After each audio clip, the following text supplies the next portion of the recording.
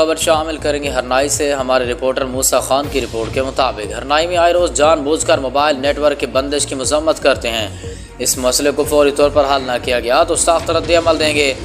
Harnai to Sanjawi road को फौरी तौर पर बहाल किया जाए। हरनाई में टू कोयटा रोड पर तामीराती काम का आगाज़ किया जाए। हरनाई सीबी ट्रेन करप्शन की नज़र हो गया, अरबों रुपए हड़प किए गए और ट्रेन को बंद कर दिया गया। डिस्ट्रिक्ट हेडक्वार्टर अस्पताल हरनाई में फौरी तौर पर लेडी डॉक्टर तैनात किया जाए। इस बाबत डीसी हरनाई ने हमसे वादा किया था, लेकिन इस पर अमल नहीं हुआ।